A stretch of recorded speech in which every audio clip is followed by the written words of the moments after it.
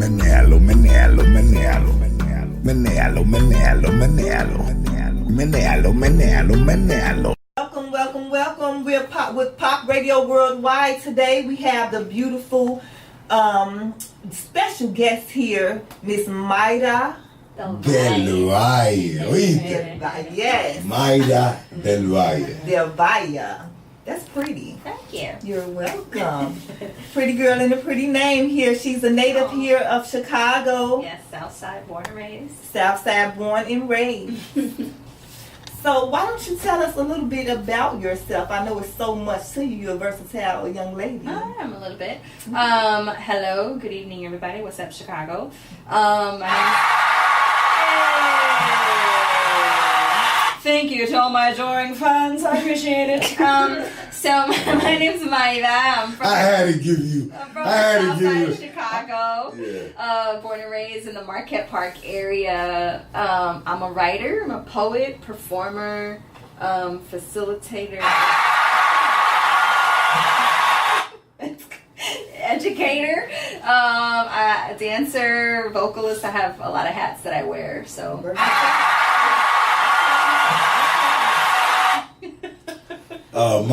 First of all, this Prince of Pain here live on Pop Radio Worldwide, iHeartRadio. Today, my special co-host is Melanie off the Shy Love Show that kicks off next tonight at 7 p.m. or a little bit late, you know what I'm saying? This is our special guest that just flew in, Mayda Del Valle. She's a poet from Chicago, man. I'm a big fan, a poet myself, but I'm a fan of my sister ever since I came home. I did my own research on which Latinos were popping and getting it in and representing Chicago. And Mayda was one of them. You know, she has a lot of accomplishments. She works with children. I think I visited her in LA. And I went out there for an award myself and bumped into Mayda. She took time to kick it with me and introduced me to a facility called Street Poets. Street Poets. They're like the street level here in Chicago, like something like that. But they're a little bit doper. They have a wagon that has microphones to it, and they just pull up places and they do stuff with the kids and just spit poetry all over East LA and LA everywhere. You know, so that was pretty dope. Mayda's known for being on Def Poetry Jam or Def Jam Poetry. Def Poetry Jam. Yeah, Def Poetry Jam, Russell Simmons production. I've seen her a few times. I also had the privilege to, I think it was around my birthday too. You always hit me for my birthday, you know that? Tomorrow's officially my birthday, so. Happy birthday! Thank you. The applause button. Where's the applause button? Applause button. Happy birthday!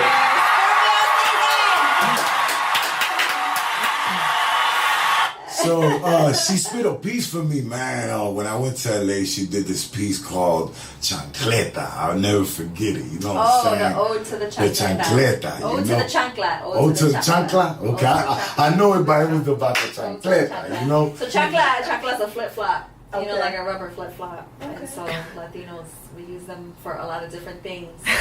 Most notably, disciplining our children. So, you know, it's really good. That's what Mom picked up. Okay. You know what I'm saying? The chancleta. Most notable. You know? It's our disciplinary tool of choice, is what I like to call it.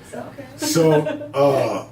I got the chance for her, you know, as a sister to perform for me in LA. But you guys gotta go right now. Anybody tuned in to Pop Radio Worldwide, iHeartRadio, Spotify Premium, make sure, go check her out, Mayda Del Valle. You will not be disappointed. One of the dopest Latina poets in the whole world, okay? She has a few different performances that I'm sure will blow your socks off. She's very cultural. Lately, she's doing some plays or you're writing something. What was it? On my IG? Yeah. On my IG. So I wrote a long form poem. It was like a 12-page poem. Basically, it's a poem in 9 parts that I wrote after all of the movements in Puerto Rico in July. So for people who might not be aware, there was like a huge, massive organizing of people and protests in Puerto Rico, and they ousted the governor, right? And there's been a lot happening politically in Puerto Rico for several years, even before Hurricane Maria. because of the amount of debt that the island owes, and now they've like sold this debt to vulture capitalists and funds, right? And so these companies make money they profit off of the island's debt, right? So they buy it for pennies on the dollar, they raise the percentage that's owed on it, and so the way that they get that money back is by what they call austerity measures. So they'll cut the minimum wage, they close schools, they close hospitals, they close all kinds of government funding and services. I'm not shaking my head because it's unbelievable. It's because it's sad. Yeah, you know it's sad. I mean? And so for people who don't know, like Puerto Rico as like where you go to vacation, but like we have family and loved ones who actually live there, and there's a really high level of poverty in Puerto Rico. We also have a really high percentage of very educated people. People who have, bachelor's, master's, Are you involved PhD with any degrees. nonprofits right now, Mayda? Are you Right doing now, anything no, for any, not- or are you doing anything for any nonprofits No, right now? I'm not affiliated with Okay. any nonprofits Okay. right now. Okay. Yeah, I was for 6 years. I was teaching with street poets in Los Angeles. But so there's a high level of poverty. A lot of really intelligent, well-educated people on the What'd you island. call it? So, What'd you call that poem right there? so it's called Novena for Guavan Sex, right? Novena for Guavan Sex. I'll explain that in a Guavan minute. sex, We'll okay. tab that. So what's been Okay. happening is there's been a huge brain drain of people leaving the island for the last decade. And so when Hurricane Maria hit, it was devastating on many levels because people were already leaving. More people had to leave. People still don't have homes. People are still living with tarps on their roof. FEMA has been denying people funding to fix their houses, to repair their homes. Who got So it it's the a worst real over dire. there? Who got it the worst over there, Who Mayda? got it the worst in Puerto Rico? Yeah. How so? What do you mean? ¿Qué pueblo? What part of the island? Humacao was the first one that got hit. Humacao got hit. I mean, everything got hit really hard because the infrastructure on the island is so run down, right? So Puerto Rico is a colony of the United States. We're owned by the United States. We're American citizens, but we don't get to vote for the United States president, right? So, and so companies can set up shop there and they don't have to pay any taxes, right? So none of the profits that come into the island actually go to the island. They come back to the government or they go directly to the companies. So the infrastructure, the electric grid, the roads, everything is just kind of like falling apart. So when the hurricane hit, it was like catastrophic. I mean, it was like it was catastrophic. And so that happened. A lot of trauma, a lot of death, a lot of illness, a lot of recovery. And then 2 years later, you have this, Ricky Rosselló, whose father was also governor of Puerto Rico at one point. And there's an investigative journalism organization that released a series of chats from like a WhatsApp group. And so it was him and a couple of other people from his cabinet. And they were cracking jokes about everybody in Puerto Rico. They were cracking jokes about women. They were like calling women whores and sluts. They were making fun of gay people and LGBTQIA people. They were making fun of people who died during Hurricane Maria and saying that they should go get some of the bodies from the refrigerated trucks. And it was like disgusting on so many levels. And so, so Hurricane Maria, there was like stuff happening prior to Hurricane Maria, right? Because there's also been this fiscal board, what we call La Junta, that was appointed, not elected, appointed by the U.S. government to look over the debt, to oversee the payback of the debt. Elected by the U.S. though, right? Not elected. Not elected. Appointed. Not by the people. By the U.S. government, right? To oversee how they were going to repay the debt, but the debt has over $70 billion, has yet to even be audited. So they haven't even audited this debt, and yet they're demanding repayment at the expense of the people, at the expense of young people, really, right? Like high school, college millennials who are living there and are looking at like the reality of trying to live off of $7.25 an hour, which is even below our own minimum wage on stateside. And so what happened was it was like the kindling, it was like the match to everything that had been happening, and so there were these massive millions of people on the street in July. And it was everybody, like, and it was like, superstars, toda la India, all of them. Like, it was like across political parties, across generation, across religion, across all of it. It was like, you need to go. You need to go. And they ousted him. There was 9 days of protests. It was 9 Now who they got in there now protest. though? Is it some of the same? It's some of his cronies. Were they Wanda elected? Vasquez, I think is her Was this name. guy elected by the people? Was a woman. And The so woman was she who's elected governor by right the now, people? and she was the head of the Justice Department, I So she was believe. just pretty much. So she's also problematic, but you know the thing is that there's kind of like a vacuum in the political world right now because you have to be a certain age to be governor, and so like the next best possible choice is not old enough to run for governor in the upcoming election. But what's really exciting is that this is like a moment that we haven't seen in Puerto Rico like ever, right? Where people took back their power and we're like, we have a voice and we can be heard and we run this shit. You know, like it was really that. That's like dope. and it was 9 days of protest. Like they were relentless. When I tell you, like, they protested in every way possible you can imagine. There was like protests on yoga. There was a protest on horseback where like people came on horseback and like went into the city and were on horseback. So there was protests on motorcycles. There was protest people because the governor's mansion sits over this bay, so they took like surfboards and jet skis and they paddled out and were like yelling at him from the water. There was, of course, like, you know, and some of the protests got violent. There was a lot of, you know, police force and presence there. And then he finally resigned. Okay, girl, see- So the poem, the project, or the... So the poem is inspired by... I started writing the poem 2 years ago after the hurricane.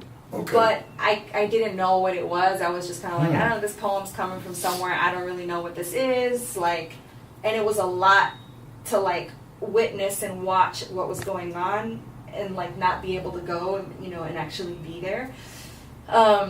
And, you know, trying to do what you can from this side, like sending money, sending aid, like spreading information, like, you know, just trying to do like the little bit that you can do here. You know, some people, and I firmly believe it's like people, you can do, it's okay to do as much as you can. You know what I'm saying? Like, not everybody is equipped or able to go down there and be on the ground, and that's okay too, but like you can contribute in whatever way possible. Yeah, that's actually what I was going to ask you. What can we do? Because the colony of the United States, and just in the sense of humanity, we're all family. You know? Exactly. So it's like, what is it that we can do? You know, can as spread residents here? information, Awareness, like yeah. spread information and awareness about the political situation in Puerto Rico, because people don't even know. People are like, oh, I'm gonna go to Puerto Rico on vacation, and it's so dope, it's so fly, and then you read about the history and you read about the political situation. People are like, damn, that's jacked up. Like, I didn't even know that, you know.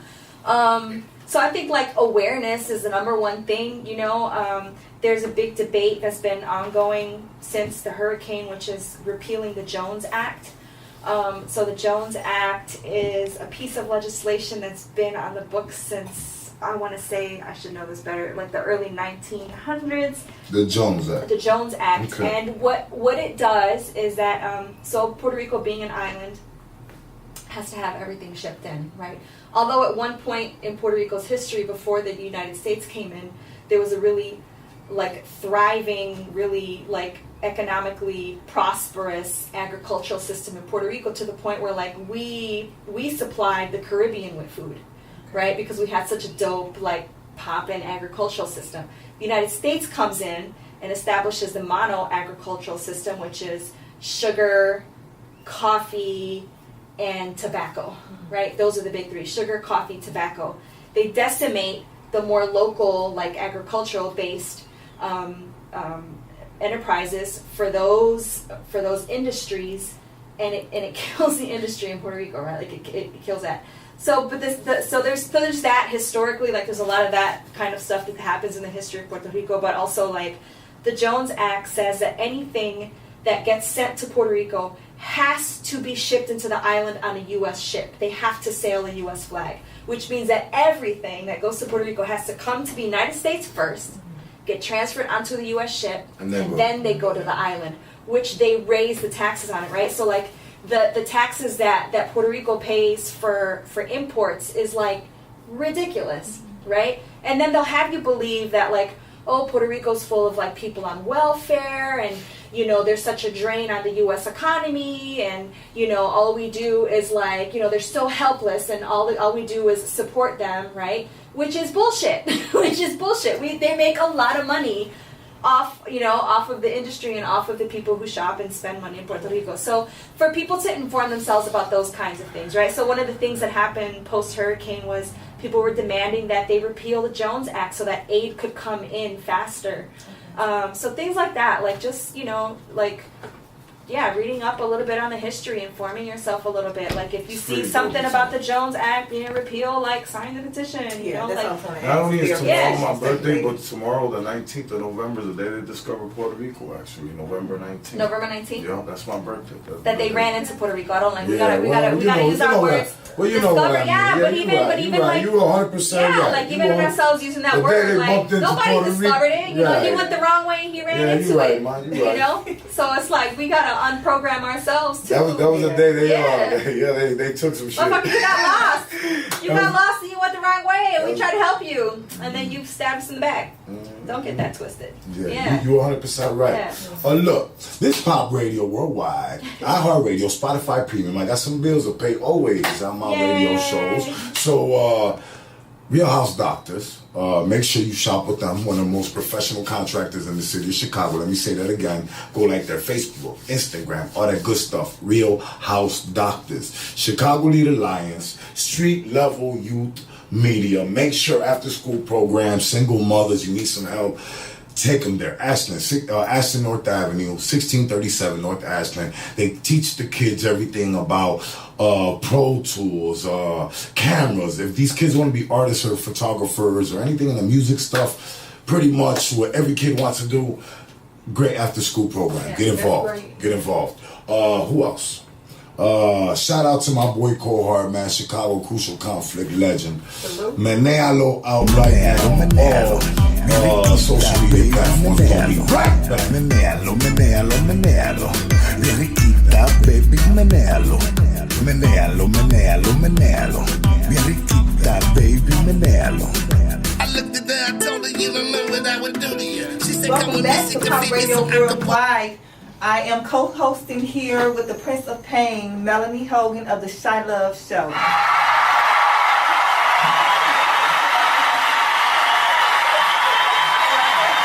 I love it. I love that sister love and energy. Yes, I'm all about sisterhood and empowerment, definitely. What's up, Melanie? What's up? So, you know, always make sure to turn into iHeartRadio and Spotify Premium, of course. We're all linked as one.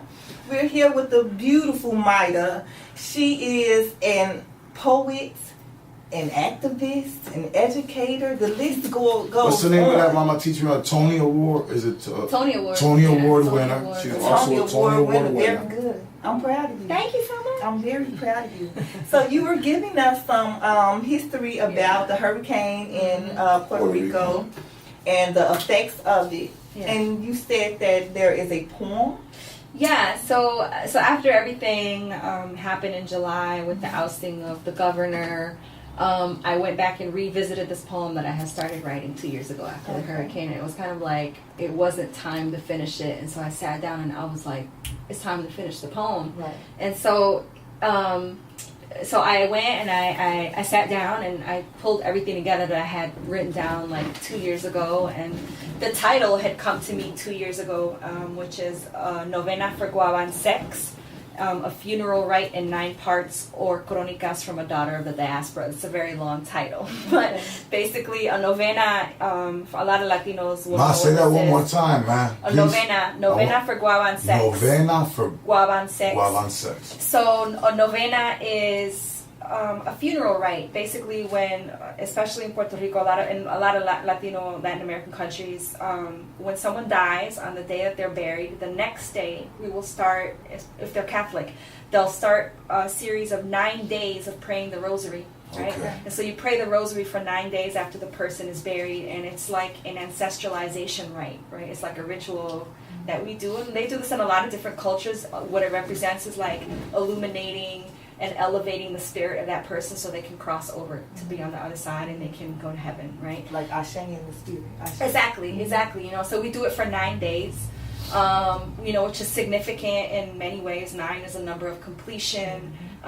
You know, and then Guaban Sex is a Taino goddess, so the indigenous people of Puerto Rico are called the Tainos, and Guaban Sex is the Lady of the Winds, or the Lady of Destruction, the spirit of the hurricane. I always learn something. Right? I always learn something with you, you know what I'm saying? And so that's really significant because, you know, we have a lot of African descendants in Puerto Rico as well. And so in the Yoruba tradition, you know, which shows up in Puerto Rico and Cuba as Santeria, or what they call the Lucumí, or the Regla de Ocho, one of the deities, one of the spirits in that mythology is Oya, and Oya is the spirit of the hurricane, the spirit of the wind, right? And Oya, you know, and so Oya is associated with the number 9 because she is the goddess. There's 9 rivers in Yoruba land that she rules over, and she is in the stories about Oya. She's said to have had 9 children, right? And so the number 9 is associated with Oya, and so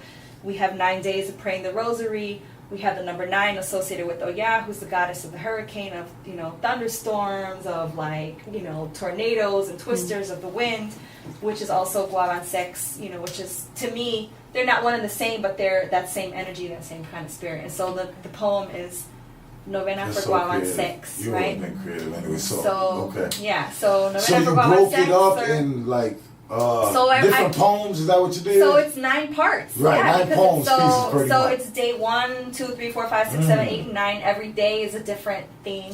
Where could everybody that listens to Pop Radio Worldwide, iHeartRadio, Spotify go find it? So I made these videos. I like threw them together super last minute and was trying to do everything on my own. The videos are all posted up on my IG account. Follow Mayda Del Valle. Mayda Del Valle. Spell it out for me. Mayda.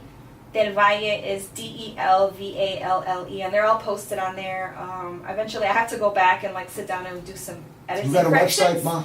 I do. Mayda Tell Del me your Valle. website. MaydaDelValle.com. MaydaDelValle.com. There you have it. I'm sure it's on YouTube IG. at some point too. Yeah, I'm gonna like put them all together in one piece. But it's long. It's like a 20-minute. For all bookings, where do they reach you at? Website, email, or what? info@MaydaDelValle.com. I'm available on all social media sites, so Facebook, Messenger, IG, Twitter. Okay. What kind of events are you even looking at? Are you doing colleges? You're doing... I do colleges at the universities. I do panel discussions. I do workshops. I teach a lot. So, yeah, very flexible. I do corporate gigs. I work at corporations. I also facilitate talking circles with young people, with adults, corporate settings, university settings, all over the place. I do kind of like lightweight consulting work too, because I worked in the nonprofit field for a long time. So okay, and you said you teach. I do. I teach. Yeah, I teach poetry. I teach writing workshops, performance workshops. Okay. Yeah. Okay, that's awesome. Yeah. Now, as a native of Chicago, yes, ma'am. And unfortunately, this city has a reputation to be known for Chirac. So obviously, you survived here. Yeah. And yeah. set some goals and for yourself and accomplished it. Yeah. What would you say made a difference in your life to where you did not end up like maybe some of your counterparts? I was really fortunate and really lucky to have amazing mentors in my life. So I was involved with an organization called the Southwest Youth Collaborative in like the late 90s, and there were some really amazing mentors there who like saw my potential and really like nurtured it and looked out for me and gave me books to read, and were that was one of the first places I started writing too. So I was really work lucky. with the youth groups here in Chicago when you were a kid? I mean, not work with them. Did you go as a kid to any of the work? What is it? YCA, BOM a lot of the BOM. That wasn't around when I was young. Okay. That wasn't around yet. That didn't start until a lot of the BOM started, I think, like the 2000s. But YCA was around, Young Chicago Office, but I didn't know about them. So the collaborative was like my outlet, and I'm the Southwest side, right? Because I'm like the collaborative. Yeah, Southwest Youth Collaborative. Okay. There was they're not around anymore. They closed down somewhat there, but that was like my place to go to, and like we're really focused on youth leadership, and so they like really nurtured not just my artistic, creative side, but also like my youth leadership. You want to ask her something else? I got a couple. Ask her something else, please, because I'm going to ask her a couple of questions. Okay. So after the mentoring programs closed for the day, Because a lot of times when the child is in the activity, they're fine. Yeah. Chancleta, But as man, I soon know as what they you're get about to ask outside and her. get around the block, you know. My mom did not play. My mother was strict. I told you she wrote a poem. I mean, she No, did a poem like- for me called Chancleta. Yeah. You know what I'm saying? The And flip-flop. My parents didn't play. My Yeah. parents didn't play that shit, you know. And I went to Catholic school my whole life. That Okay. might have been part of it too. I was just like, I oh did my feel God, that I'm gonna too. like go. Yeah, I'm I gonna used go to to hell. I'm love gonna burn in everything. hell. Oh my Yeah. God, I don't want to go. I don't want to burn with the devil. That's but, a great you know, technique of control. You know, yeah. they had me You know, so- shame and fear works really well. But you know, I have to say it was just like like my mom was very hands on with us. Like she knew our friends, she knew their parents. She, you know, this is like a different time too. Like Right. you had to call. I wanted to hang out with a friend. You had to call somebody's house and talk to their mama or their dad if you wanted to hang out with them. You know, and my mom was never like, oh, just go out and just do go. whatever. Yeah. You know, she was Yeah. not. So you know, I had really strict parents, a strict upbringing, and really amazing mentors. And I think I just fucking got lucky too, because I did a lot of stupid shit as a teenager, you know, and like I just didn't get caught. And I think like sometimes I think about that, like that's the difference. Sometimes like you have a really good kid who's great, who's like in a great home environment, and they just do something stupid. They do some stupid kid shit like kids are supposed to do, and they just get caught up. Yeah. They get I caught. got caught, you know what I'm saying? That's Pop got it. caught. Pop did 20 That's years. it. I You got know, caught. like I smoked, I did graffiti, like I snuck out the house, I did a lot of that shit. I just never got caught. You know, so. Okay. Okay. Well, I'm glad that now you're a very great role model. Yeah. Thank you. And yeah, you're very inspiring. Minus for the kids. Yes, pop for the kids too. You know, hey, I do music and whatnot. And I'm not perfect, you know, but pop for the kids and for the community. You know, I do as much as I can. You know, and I'm not perfect. I'm not trying to be a politician. Pop is an artist. You know what I'm saying? So, favorite place you ever performed? Favorite place Yes. I ever performed? Where did I have an amazing time performing? There's been a few. New Eureka Poets Cafe. New Eureka. New Eureka I went there Poets too. Cafe. Or you have to. If you're a Yeah. poet and you love poetry. Yeah, the New Yorker That is, is you a know, dope I left place. Chicago to go to school. When I finished school, I moved to New York. Yeah, I and get so that. that Oh, was that's like so the beautiful first, there. and you know, like it was such an important place for me because somebody gave me like the book from the New Eureka, right? The Aloud, it's an anthology of poetry from the New Eureka Poets Cafe. And somebody gave that to me when I was 16. And so I would read about the poetry slams and the introduction to the book, and I would be like, one day I'm gonna go read, you know. And just that, like, I grew up on the South Side, so there weren't a lot of Puerto Ricans by the time I was growing up there. Everything was like up Humboldt Park, and we didn't come up here very often. And so it was like to know that there was a place on the planet that was called the New Eureka Poets Cafe. I was just like, I'm gonna go there one day. I'm gonna go there one day, and I did, and it ended up being like the place where I started my poetry career. Wow. Yeah, that's where things popped off for me. That was my next question. Yeah. So, where was that one performance that like took your whole career into, hey, look, I'm dope and I'm gonna do this? You know what I mean? The first season of Deaf Poetry Jam on HBO. Yeah. So What got you there? the New Eurekan. New Eureka. You know, it was a build up. I saw like, you know, I'm very into like giving credit to mentors and Yes. elders, right? So it's just like I had the collaborative, I had a teacher in high school who like helped me fall in love with writing. And, you know, there was like music and artists that I listened to, and I moved to New York. And I started slamming and I won, you know, and along the way there were people that I met, like people like Willie Perdomo or Suhair Hamad or like Stacey Ann Chin. These are like performers that were like poppin'. Saul Williams, you know, I met somewhere along the way. These were like people that I looked up to who were like a couple years older than I was and then became my peers, you know. But yeah, like the New Eurekan, I won the Grand Slam at the New Eurekan in 2000, Congratulations. right? And so, yeah, thank you. And so it was like it was a combination of being at the right place at the right time, you know? So like I had my senior year of college, I had done like a whole performance. I had done like a whole project, a whole semester long thesis on poetry and performance. So I had like an hour's worth of poems that I had written as part of this project.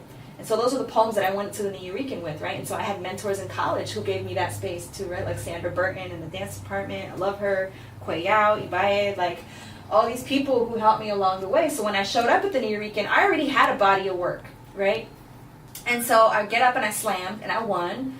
And then they were also at that time had just started to videotape audition tapes for the first season of Def Poetry Jam on HBO, right? Okay. And so it was like this rumor in the poetry world. People were like, yo, they're about to do the show. It's going to be like Def Comedy, but it's going to be poetry. And so somebody recorded me one night in the alley behind the Nuyorican. And they were like, tell them your name, you know, and they were like, oh, and she just won the Grand Slam, and I had won the National Poetry Slam too. Okay. And so I made it onto the first episode, onto the first season, which was like 4 episodes, and there were a lot of people who recorded, and a lot of people were cut out of that first season, but I made it onto the last episode of the season. That is beautiful. You are And that proof was that like- dreams do come true. They do. Yes. You just gotta work really hard. They do. So it was Yeah. just kind of like a series of events that led, and then that opportunity like opened up the doors to everything else that came. Okay. Yeah. Okay. What were some other things that came? I performed on Broadway, you know, so I performed on Broadway for 6 months. We won a Tony Award, you know. I got to perform at the same theater. So one of my idols as a kid was Rita Moreno, Okay. right? And people don't know she's an EGOT winner, so she's won an Emmy, a Grammy, an Oscar, and a Tony. So she's won all 4 like major arts awards. Okay. And the theater where she won her Tony Award was the same theater that we performed that poetry at.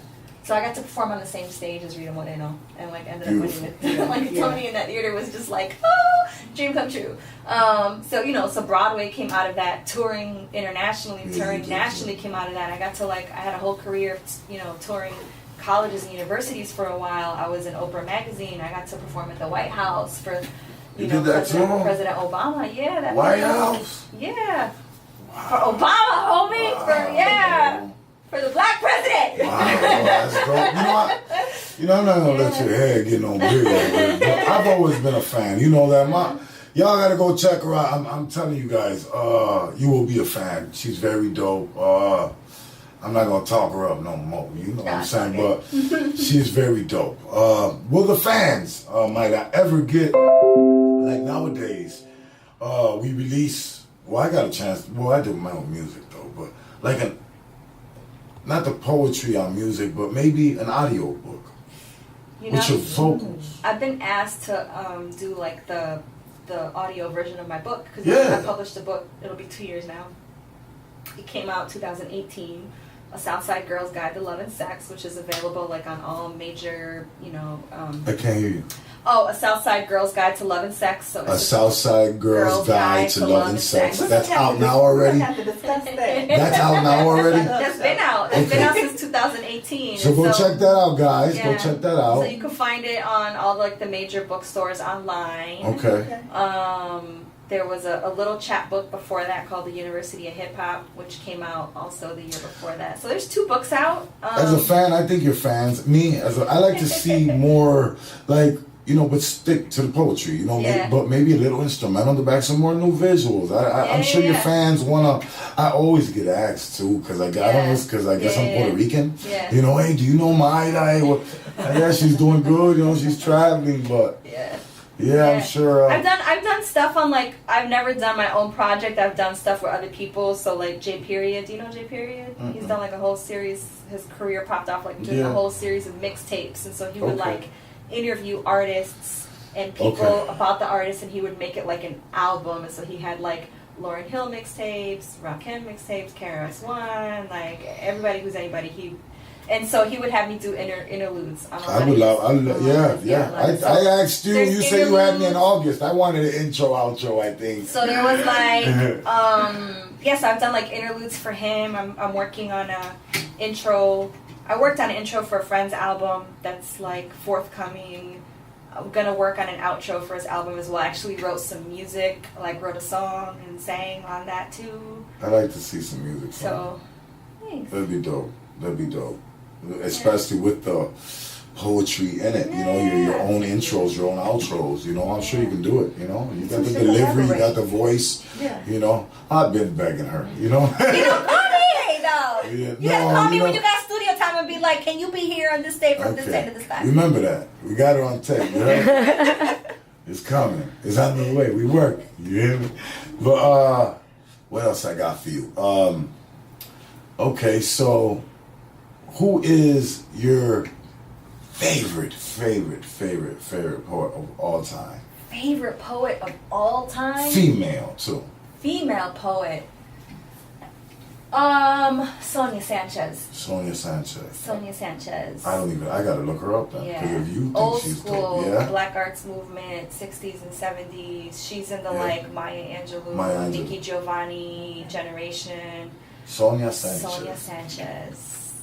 That's the first book of poetry I ever bought when I was in high school. It was a book. How about male poet? Male poet.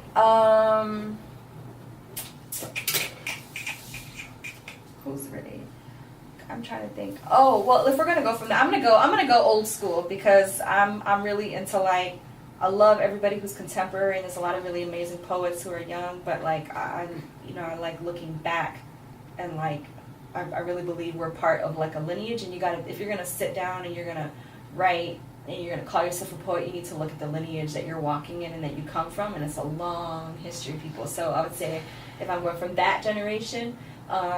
Sonia Sanchez would then be a Mary Baraka, aka Leroy Jones, who was a playwright and a poet, and could be considered like a jazz poet. He did a lot of, What's your favorite movie of all time? Star Wars. Star Wars? Yeah, but the original. The original? The originals. Chewbacca or... So it was like, what, episode 4, 5, and 6? Mm-hmm. Yeah. Okay. Check her out, Jedi self. Yeah, I'm super geeky. No, that's dope. super I used to play nerdy. magic Like, cards. I have, like, Don't tell nobody. But I have like a whole nerd, super like. Nerds are cool. Listen, Nerds are cool. Yeah. Well, I really want to say thank you for taking time out and coming and rocking out with us. Thank you for having me. Yeah. Thanks for making time to get on your show. It's no problem. And before you go, Yes. I just like you to give the people of Chicago, the family of Chicago, some inspiration. Oh, little piece. Well, give that too, but before you do, I know what she's asking for. Just a pot. So our station here is all about awareness, empowerment, education, and culture. Yeah. So if there is a young lady, 15 years old right now, that wants to be like Mayda Del Valle, she goes and she checks out how dope you are. She's inspired by you, right? And maybe it's her first poem. Yeah. You know, give her a little bit of advice for being her first time as a writer and how maybe she should approach that poem, how to get better and to stay in the game. So the first thing you're gonna have to do is get a Chicago Public Library card. Okay. 'Cause that's what I had. That's where I spent a lot of days and weekends when I was that age. And you're just gonna have to like learn to love the smell of books, you know, and that like funky library smell.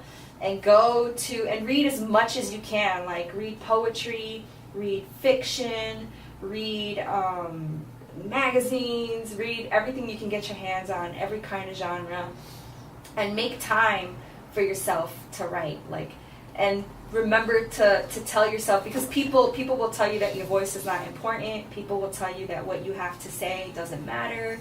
They're going to tell you that nobody's going to listen to you. And there's one place that will always listen to you. That's your notebook. That's a piece of paper. It's never going to judge you. So write whatever it is that you need to write for yourself.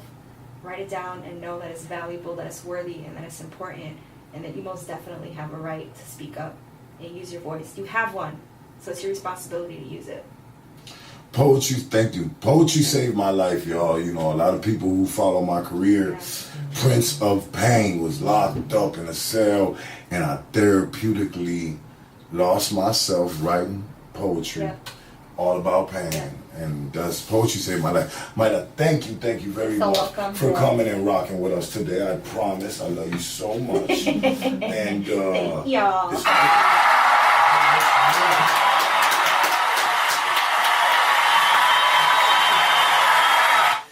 And since you gave me a little hint that you might want to spit a piece, wait a minute.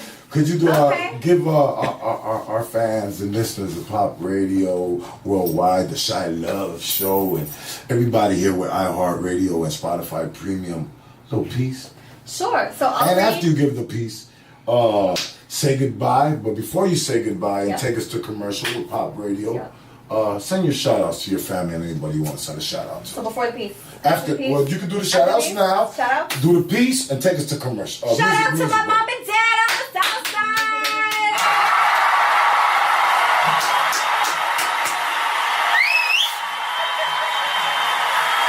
Shout dearly. To every young woman out there who is figuring out and creating who she is. So yeah. So I'm gonna read day 9 of a novena for Gualan sex. Okay. So this is the day. This is day 9. It's called El Día de Perreo. So everybody knows what perreo is. Perreo. Break it down for them. So perreo is what we call in Puerto Rico. Basically, is twerking. So it's like it's the dirty, grimy dancing that you do to reggaeton. So the 9th day is El Día de Perreo, the day of celebration or the day of the resignation. It is only fitting that the revolution happens on the day of perreo. Un perreo pero bien sucio. Un perreo combativo. Un perreo revolucionario. On the day the putas pero bien putísimas stand on the stairs of the cathedral waving flags and ass cheeks under the glare of stone saints. On the day even their naked tetas are a protest, nipples pointed to the sky like bullets, the choir of lungs unleashing soy pata, soy puta, pero nunca corrupta. On the day they consecrate the most sacred of spaces, the grimiest of dance floors, the scent of frankincense and myrrh, fading under the funk of sweat, dripping down crevices and cracks like agua bendita, the drone of dembow beats making every inch of flesh bounce, twerk and twist, whine and grind against the porcelain egos of men who lean against the wall with nowhere to escape from the writhing rhythm of waists and nalgas. Blessed be the putas, the patas, the sluts. Blessed be the dykes and queens. Blessed be the non-penitents. Blessed be the disrespectful, disgraceful, and depraved. Blessed be the outcast, the unbaptized, and the sinners who hold ball in front of the church like all the children of the witches they couldn't burn returned to haunt the marble sanctuary, the pews and confessionals. May they raise this pound of quivering flesh like a host so it becomes sanctified. Amen. Amen.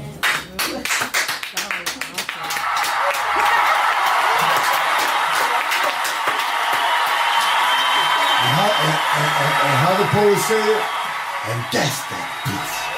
That's part 9, y'all. Y'all gotta go check the rest of it out and see. It's 8 more days for you to watch. Yeah. So did you recite them in these other on social media? I wrote all 9 of them. All 9 of them are on IG. Dope, so Mayda Del Valle, it's at Mayda Del Valle on IG. All 9 days are there. You can watch them. You can listen to them, and yeah, they're up. We love you. Thank you, everybody. We love you so much. It was a pleasure It was having a you. pleasure. Thank you so much for sharing your airtime. I appreciate it. I know. Thank you so much for coming through here. Thank you. This has been another special, this is a special little pop-up of Mayda Del Valle on Pop Radio Worldwide. Shy Love Show coming next, baby. Melanie's in the building. I would love to taste it. I know Stay tuned, this is baby. delicious. All All the booty shaking is making me Spotify, very Premium, curious. iHeart Duro Radio. frío, toco lo mío, te lo corto, te lo grito. However you need to hear it, just stop that moving.